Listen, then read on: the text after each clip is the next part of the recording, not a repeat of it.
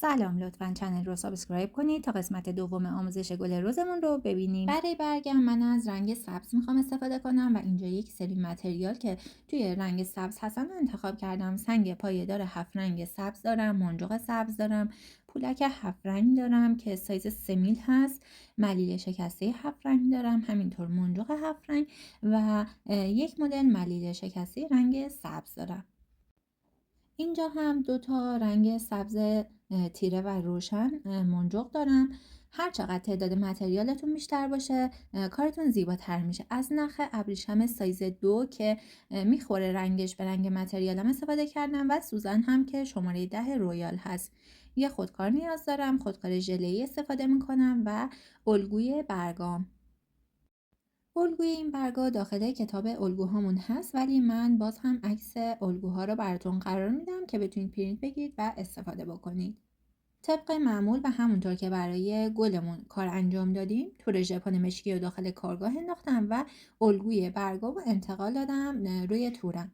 یه برگا دوختشون انجام دادم، به این صورت هستش که برجسته سازی انجام شده و مرکز برگم هم از سنگ متری استفاده کردم.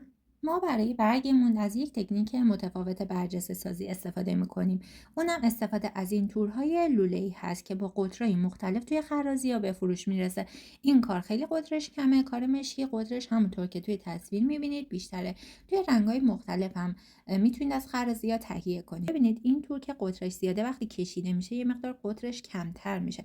مثلا من جایی بخوام یه مقدار برجستگیش کمتر باشه تورمو میکشم. اینم به همین ترتیب. حتما قبل از شروع کار باید نوکش رو به این صورت بسوزونیم و جمع بکنیم. من برای برگ بزرگم از همین تور مشکی استفاده کردم. روی کارم قرار میدم، به این ترتیب اندازه حدودیشو میزنم و قیچی میکنم.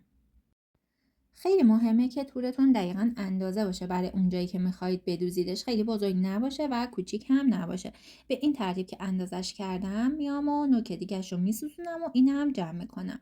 در نهایت من یک همچین چیزی دارم که باید اون قسمتی که میخوام برجسته بشه اینو کار کنم. من دوتا برای هر دو طرف برگم آماده کردم به این ترتیب. خب بعد از اینکه تونم آماده شد شروع میکنم به دوخت برگم. مرکز کارو که یه خط منحنی کشیدم به این ترتیب چسب میزنم و سنگ متریمو اینجا میچسبونم. من از سنگ متری سایز 4 استفاده کردم. سایز 4 و 6 میتونید شما استفاده کنید و یه حالت 7 رنگی داره که به تم رنگی کارم میاد.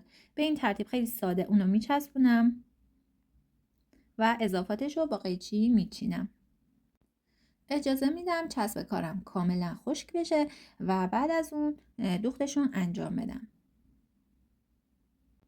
برای شروع دوختم حتما اول کار یه دونه کوک میزنم که گره نخم ثابت بمونه و میام از بند اول سنگ متریم دوختم و انجام میدم. بند اول حتما یه دونه بس میزنم بین دو تا نگین. بعد از این میتونیم به فاصله های 2-3 تا در میون بین این نگین ها رو بس بزنیم. شما هم حتما سنگ متریتون رو توی هر جایی که کار میکنید باید دوختشون انجام بدید و به چسب اکتفا نکنید، چون قطعا با شستشو یا به مرور زمان چسبش کنده میشه.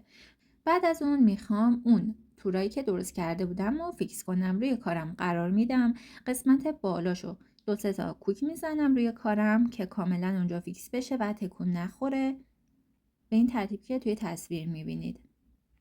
قسمت بالاش چون که جمع شده کوک معمولی میزنیم دیگه، 2-3 تا میزنیم تا هم باز نشه هم تکون نخوره از سر جاش. بعد اینکه فیکس شد ما باید طول این تورم بیایم کوک بزنیم. حالا موقع دوختش چند تا نکته داره. یکی اینکه اگه نیاز قطرش کمتر باشه اون کشیدگی رو باید به این صورت ایجاد کنیم، هر جا که لازمه میکشیم. دومین نکتهش اینه موقعی که کوک میزنیم نخمون رو اصلا زیادی نمیکشیم که تور تخت نشه و نچسبه به سطح کارمون، همون برجستگیش باید بمونه. سومین نکتهش هم اینه، حالا اینجا ببینید یه حالت انحنایی داره. توی هر قسمتی که میخوایم برجسته سازی انجام بدیم متناسب با طرح الگومون اگه انحنایی هست حالتی هست حین دوخت به این تورمون بدیم و دقیقاً متناسب با اون منطقه که میخواد برجسته بشه دوختشون انجام بدیم. قسمت انتهاییش هم مثل قسمت ابتدایی کاملا کوک میزنیم 3-4 تا که این قسمت هم فیکس بشه. قسمت مقابل برگم هم به همین ترتیب تورش رو فیکس میکنم، کوک میزنم و میریم برای قسمت دوخت برگمون. ببینید برای دوخت روی برگ من اومدم متریال مختلف رو توی تم رنگی سبز از روی خط الگوم به سمت مرکز دوخت زدم و نکته که داره من روی این خطوط اطراف برگم در ابتدا یه دونه پولک کار کردم. باید به شکل اوریب باشه. اگه میخواید میتونید اینجوری خطوط راهنما بکشید که بتونید کارو خیلی منظم‌تر بدوزید و اون اوریب بودن دو طرف برگ توی طول کارتون حفظ بشه که زیبایی بصری بیشتری داشته باشه. برای شروع میام من ابتدا پولک میندازم و بعد حالا هر متریالی که دوست دارم رو میندازم. من اینجا از منجاق استفاده کردم. توی هر ردیف دوختی که انجام میدیم من یه متریال انداختم، یعنی بعضی خطوط با منجاق، بعضی خطوط با ملیل شکسته هست. شما با هر ترکیب متریالی که بخواید میتونید کار کنید. با یه فاصله کم دوباره یه چیدمان دیگر رو میندازم داخل نخم. حالا که این دوتا ردیف دوخته شد ببینید بینش فضای خالی داره ولی دیگه جا نیست من پولک بدوزم، بنابراین پولک دیگه نمیندازم. میام بین این دوتا دوخت رو با یه متریال دیگه به این ترتیب فقط یه دوخت ساده میزنم بدون پولک. نیاز نیست که تمام این خطوط من حتما سرش یه پولک باشه، ولی باید دقت بکنم که فضای خالی بینشون نمونه. هر جا فضای خالی بود یه دونه اصطلاحاً به این دوخت میگن دوخت پل. یه پل میزنم با متریال مد نظرم. ببینید الان اینجا دوباره با پولک دوختم بینش خالیه، میام اون فضای خالی رو پر میکنم. از این تکنیک دوخت برای حتی دوخت گل یا هر طرح دیگه هم میتونید استفاده کنید. خیلی دوخت زیبایی هست. به همین ترتیب سر برگم رو دوختشون انجام میدم. طرف مقابلم دقیقا مثل همین طرف، همونطور که توی تصویر میبینید. قسمت پایین برگم حتما این حالت انحناش رو حفظ میکنم. پشت کارم هم به این صورتی که توی تصویر میبینید. یه نکته مهم بگم دوستان، هنگام دوخت کشش نختون زیاد نباشه چون بعد دوربری کار جمع میشه. کشش نختون خیلی هم شل نباشه چون این پلا لغ میزنه روی کار. حتما به کشش نختون خیلی دقت کنید و یه کشش متناسب داشته باشه. چند تا دوخت قسمت پایانی کار رو اینجا براتون فیلم گرفتم که میخوام روش یه سری توضیحاتم بهتون بدم. توصیه که دارم این دوخت رو خیلی بیش از حد فشرده هم ندوزید و جوری هم ندوزید که خیلی خالی باشه، فضاهای خالی بمونه. موقع دوخت خودتون واقعا متوجه میشید که در چه حد باید پل بزنید. هر جا هم اگه احیانا دیدید که داره بیش از حد فشرده میشه واقعا دیگه روش هی نیایید پل بزنید، هی متریال رو بدوزید. این قسمت انتهای کارم سعی میکنم که اوریب داشته باشه. آخرین دوختمون که انجام میدم برای اینکه این حالت اوریبو داشته باشه میام اینو بین ملیل شکسته ها 1-2 تا اینجوری کوک میزنم که این همینجا فیکس بشه و تکون نخوره. خب ببینید چطوری شد، منحنی شد. حالا میام یک کمم اینجا متریال میدوزم که فضای خالی نمونده باشه. به این ترتیب دوخت برگمون هم تموم میشه. هر تعداد که برای کارمون نیازه به این صورت برگا رو آماده میکنیم. کار من به اتمام رسید. من کوچکترین سایز برگم رو به صورت تخت کار کردم و برجستش نکردم چون دیگه سایزش خیلی کوچیک بود. حالا باید کار رو از داخل کارگاه به این ترتیب خارج کنیم. در ابتدا میایم با یه قیچی بزرگ دور کار رو سبک میکنیم که بتونیم دوربری ظریفی داشته باشیم. پشت کارم که به این ترتیب میبینید کار به هیچ عنوان جمع نشده. میام با یه قیچی نوک‌تیز خیلی با احتیاط دوربری کارم رو انجام میدم. حواسم هست که یه موقع نخم و نچینم. البته توی برگ به خاطر وجود این پولکایی که دوختم خیلی امکانش کمه ولی باز هم خیلی با احتیاط به این ترتیب دور تا دور کارم رو من میچینم. تو جاهای حساس کارو برمیگردونم که بدونم نخا کجا هست و یه موقع نخی رو نچینم کارم شکافته نشه. اگه جایی اضافه بود دوباره خیلی با ظرافت اونجاها رو میچینم.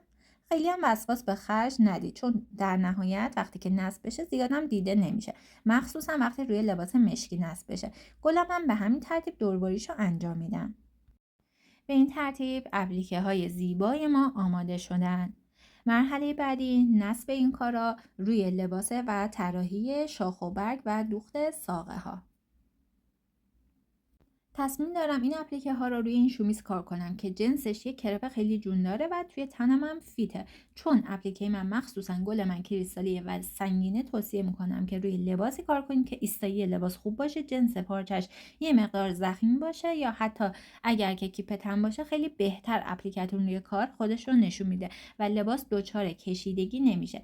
اصلی ترین قسمت کار من این گله.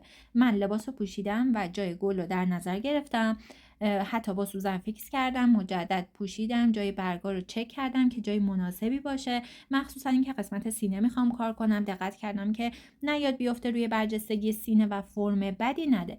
در نهایت که کار جاسازی این اپلیکه ها انجام شد و تایید نهایی شد، میام یه سری شاخه بهش اضافه میکنم و که بتونم اینا رو چیدمانش رو انجام بدم.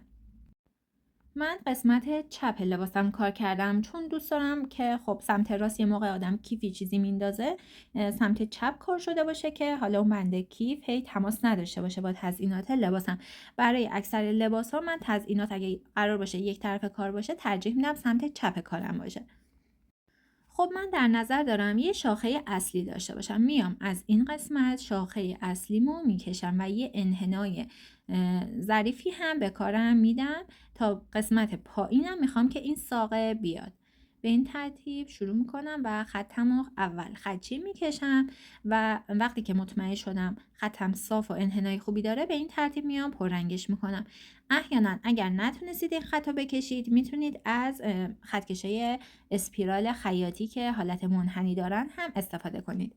حالا میام برگامو همون جاهایی که میخواستم قرار میدم و یه شاخه کوچیک به این ترتیب میکشم و سر هر شاخه یه دونه برگو قرار میدم.